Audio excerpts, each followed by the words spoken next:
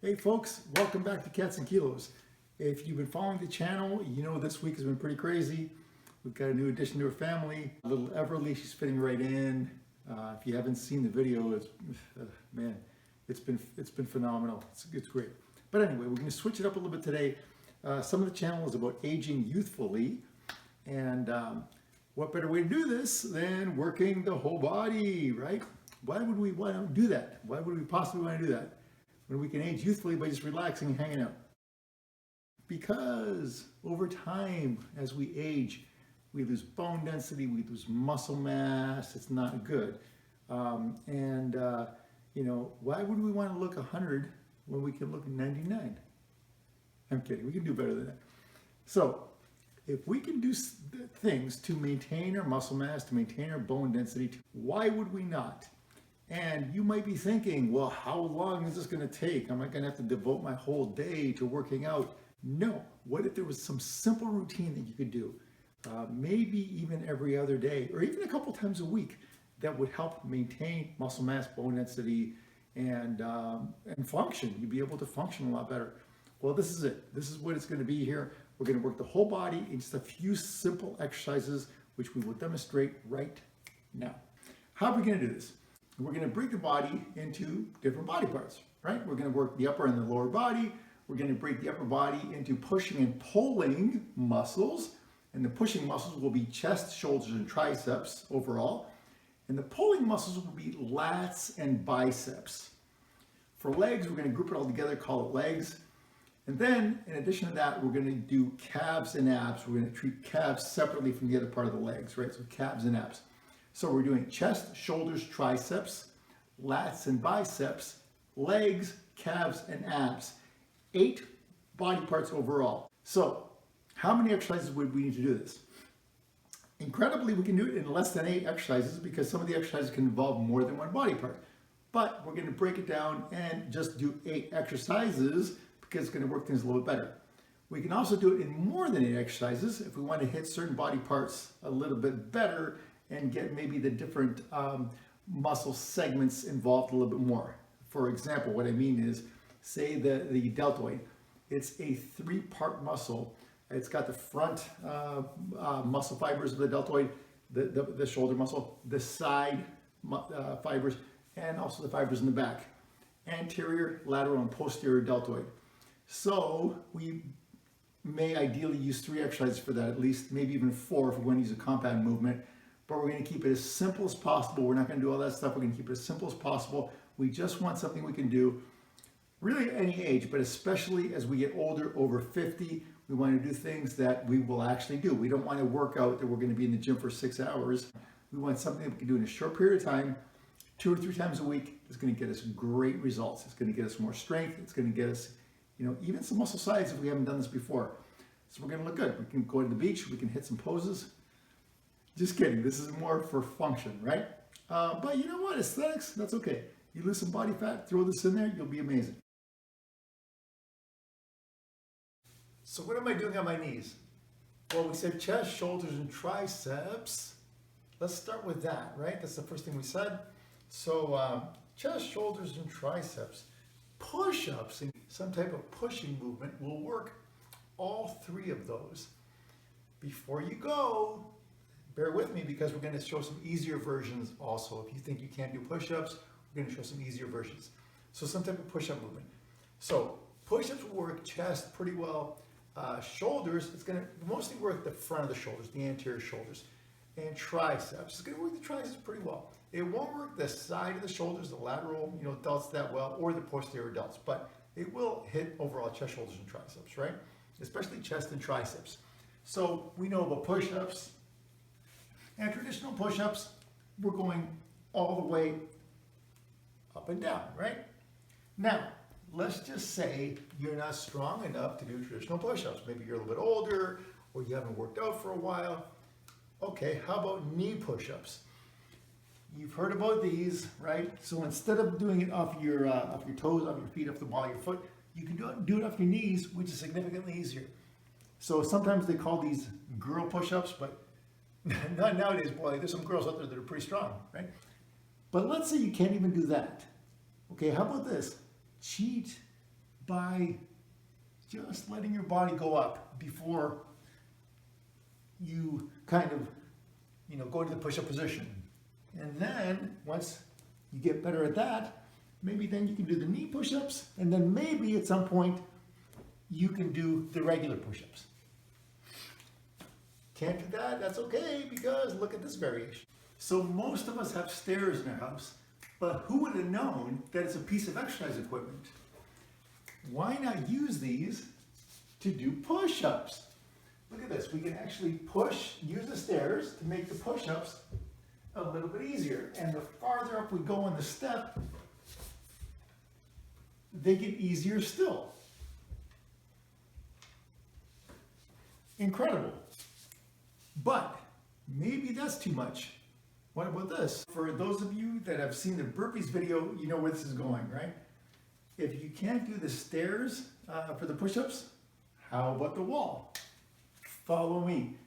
Look at this. Wall and push-ups, right? Kind of. Now, the farther back you step, the harder they are. The more forward, the easier they are. And so don't be looking back the way I'm doing, right? We don't want to mess up your neck, but you can alter the form to match your strength level. And the stronger you get, maybe you can do them off something with a high back, like maybe the back of a couch, and then maybe move the stairs, as you get stronger. Or stick to the wall. If that's your thing, hey, you know what? Better than you were doing before, bottom line. You may be surprised that the next movement I recommend is not going to be the classic overhead press, as much of a great movement as it is. So, can you do the overhead press? Yes. It's a great movement. It builds strength. It builds size to the shoulders. The only thing is, if you can do it, but the older we get, if we've got rotator cuff issues, if we've got certain things where we can't do overhead, things, or they're not recommended, then you may want to stay away from it. And you've already worked the shoulders a little bit with the chest movement that we said, with the pressing movement. If you've done that, you've already worked the anterior delts to a degree. So what about the lateral delts? How about this movement? Lateral raises. This is what I would recommend for the shoulders, especially as we get older. You notice I'm not going really that high. It's more of a half lateral raise. Why? Go ahead. If you've got the freedom in your shoulders that you can go higher, do it. So I can go higher if I have to, but it doesn't feel good. Once I actually hit to this point, I can see that there's maybe slight impingement. So if you've got shoulder issues, this half movement is fine. Not only is it fine, it's probably going to work at least as well as the full movement. How do I know that? There's a channel here on the internet called House of Hypertrophy. Great channel. And this guy has looked into studies. What we know is from here to here, the delts are more in a stretched position compared to from here to here. As it turns out, that bottom portion of the movement might be at least as effective in certain cases as the full movement. So if you can do the full movement, great. But even this partial movement, really good. Lateral raises for the delts.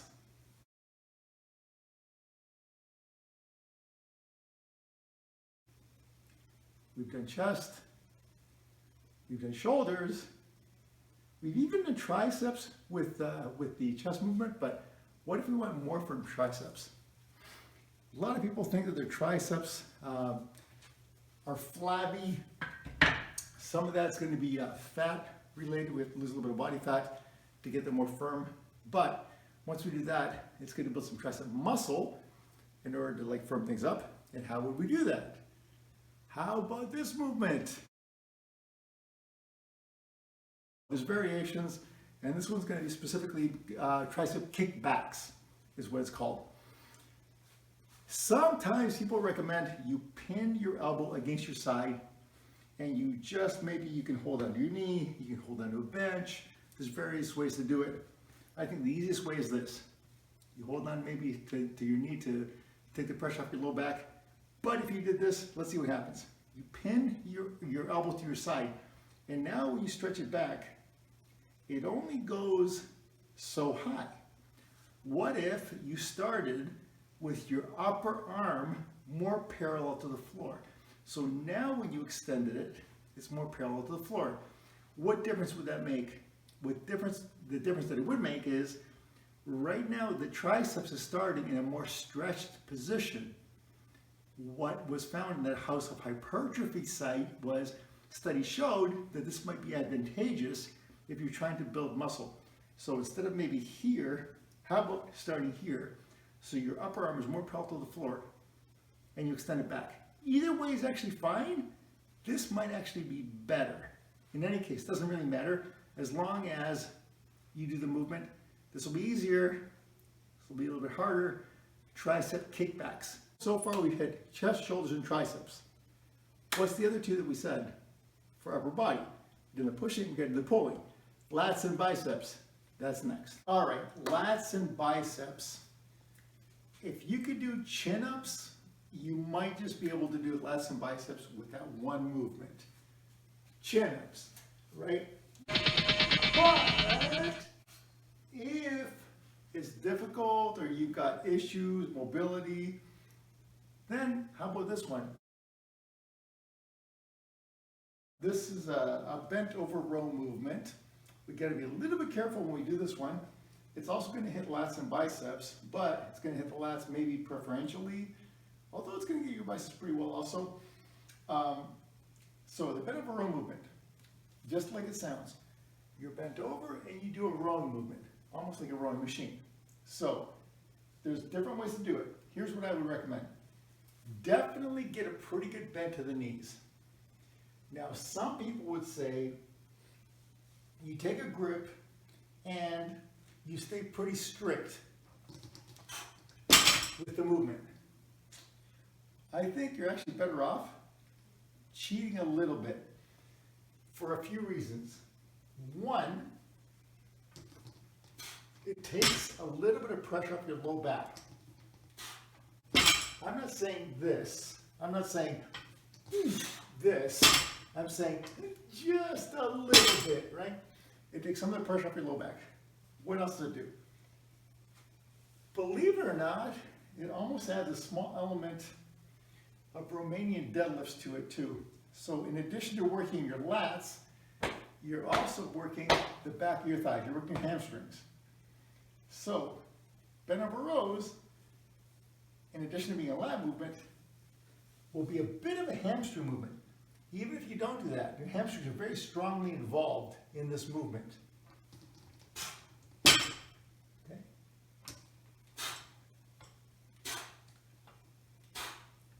So we're just talking about a slight, move up the Romanian deadlift type of movement almost. We're not talking about really, accentuating it. In fact, it's going to probably happen naturally. Don't think about it, just do what feels comfortable. The big thing is this, avoid rounding your low back when you do this. You almost have to keep your back not arched backwards, but at least flat. Maybe think arched to keep it in the right position, and maybe just be looking forward. So your butt is kind of sticking back, almost like a skier. In this position, that's the position to maintain. Grabbing onto the bar, looking forward, oof, oof, oof, right? So, important, if you're rounding forward, horrendous for the discs in your low back. You have to kind of stick your butt out back a little bit. That movement, great lat movement. If you can do chins, great. This movement, though, might even be better building thickness to your low back, to your upper back, I should say, and also somewhat of a bicep movement also. So let's say you have difficulty with bent over rows. Maybe you don't have a barbell. Maybe you're older, or you have limitations where your back is such that it's difficult to do that movement, or you shouldn't do that movement. Okay, there's a variation. So how about if we do dumbbell rows? for the lats. So this one, you'll be able to do, well, we talked about the tricep movement before, remember? So this one, you'll be able to typically do more weight than you can for the kickback movement, the tricep movement that we did. So you would use a dumbbell and same setup almost as you would do for the tricep movement, but all you do is you just pull it to your waist. So it's almost like a dumbbell or a barbell row, but instead of two hands, it's one hand at a time. And instead of your arm being this way, it's this way, right?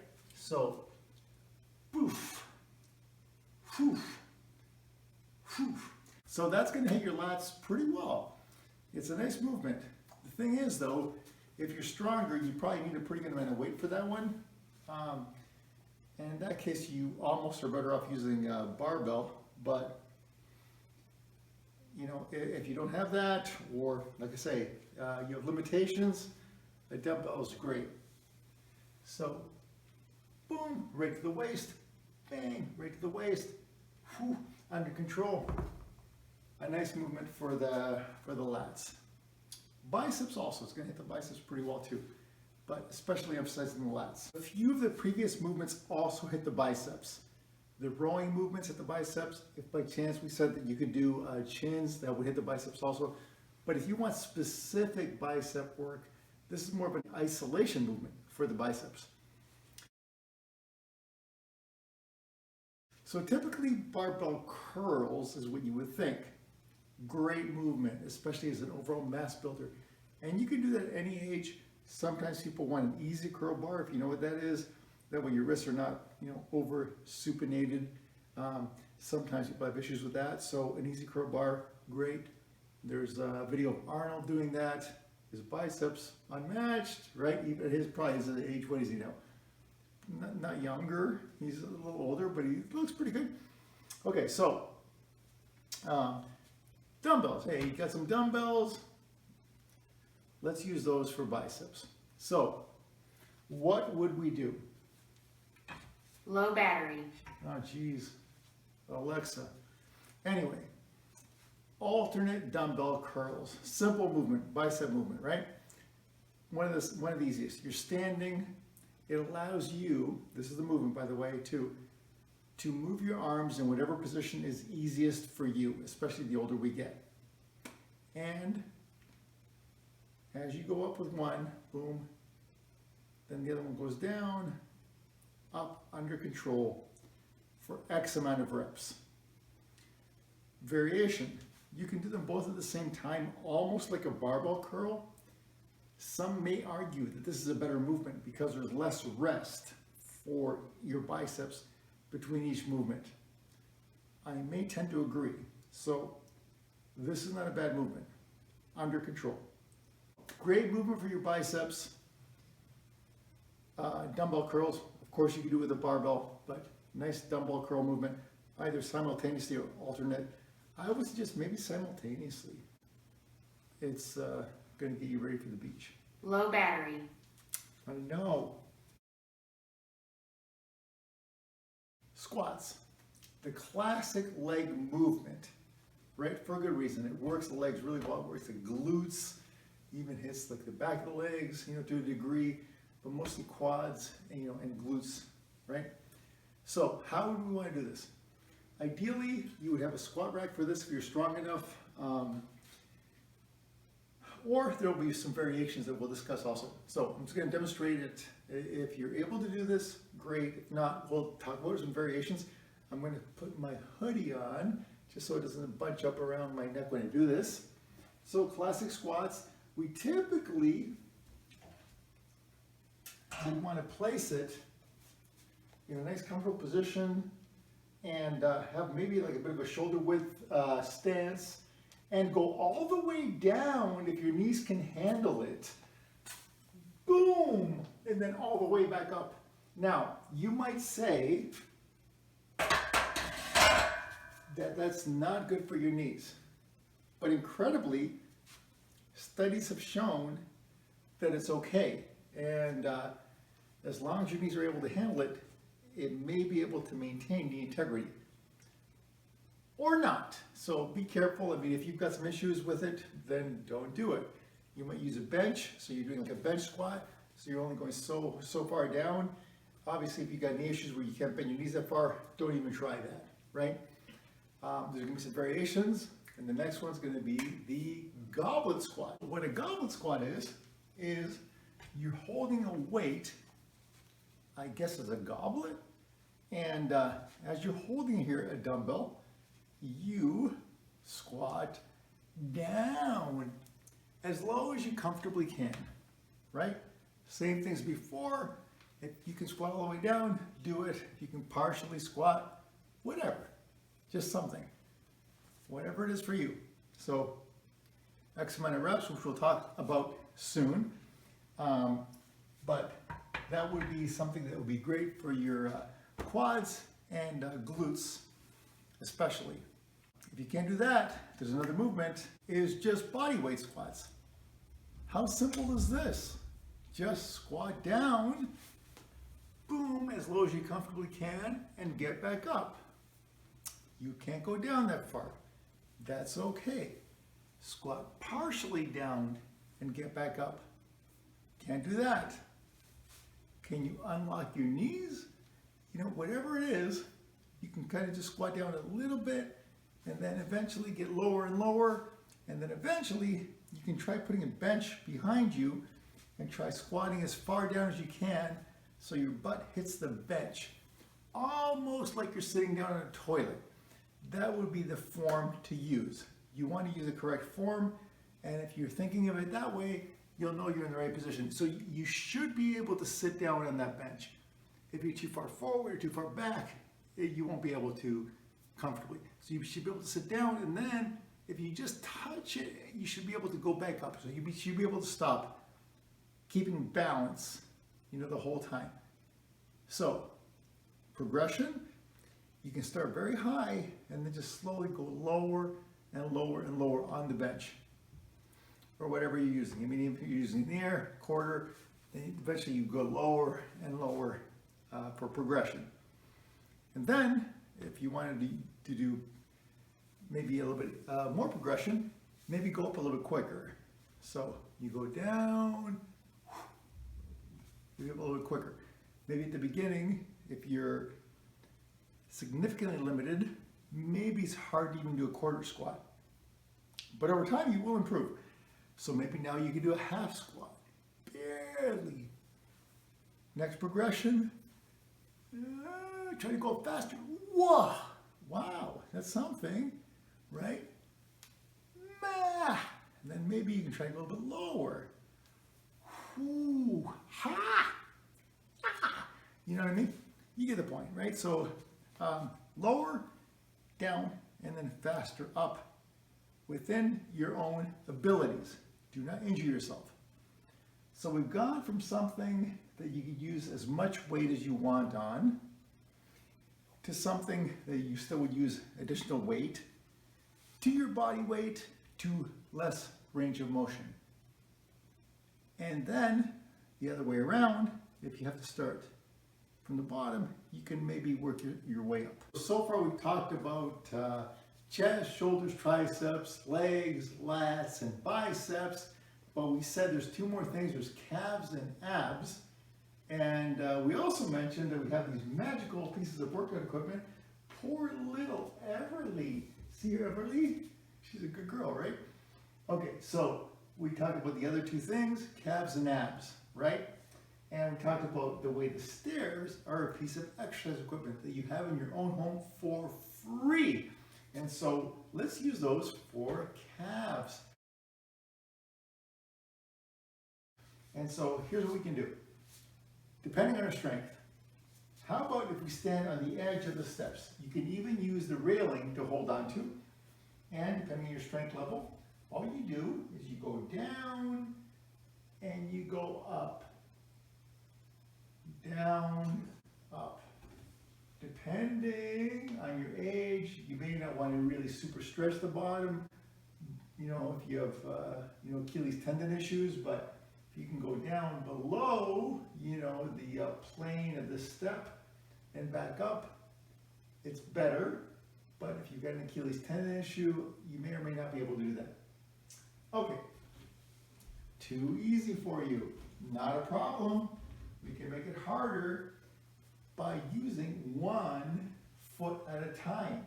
Single leg calf raises. How good is that? Beautiful movement. If that's too easy, how about this? Holding a dumbbell, so dumbbell calf raises. Okay, so you can go below parallel, but or not, but you're holding a dumbbell in your hand at the same time. So dumbbell calf raises. Challenging movement and surprisingly effective. And finally, abs. Abs. People hate doing abs, but incredibly, one of the best movements for abs is just simple crunches. You don't have to do anything crazy. A lot of people nowadays love planks. Good. I don't love planks, but yeah, that'll work them, you know, the sustained contraction. But so will simple crunches. How would we do a simple crunch? You can do it floor. So variations, you know, you can have your legs up. All you do is you crunch your upper body, your torso, by just raising your shoulders off the ground or bench and going back down. Okay, or you can keep your heels close to the floor. They'll naturally, potentially come up a tiny bit as you do this. It's probably better even. You know, you're not trying to raise them, but they'll come up a little bit. Variations, you can do a bit of a twist and crush. And here's the timing on it. Ready? Hold, hold, hold. Relax. Don't wait until your head goes all the way back down, but you immediately go back up. All right? Hold, hold, hold. Before your head touches the bench or the ground, back up. So sustained contraction.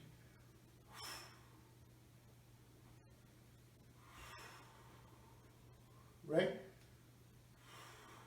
That's the timing on it. Now,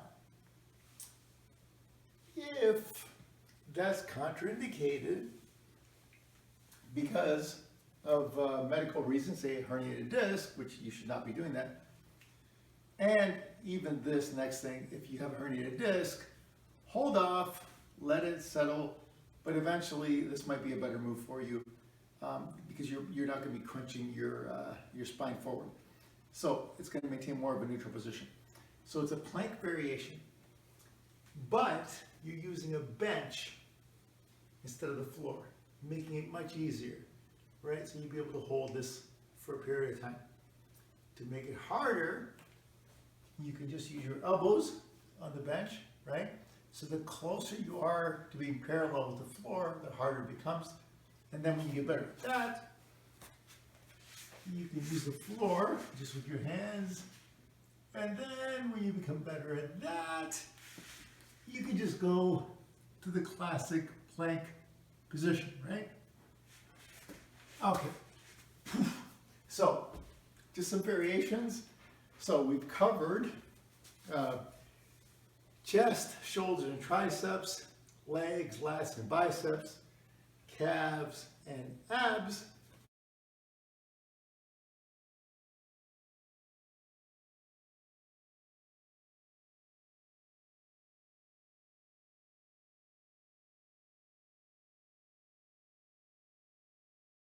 So how would you do this?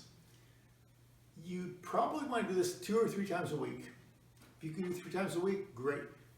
But even twice a week will be totally fine. How many sets?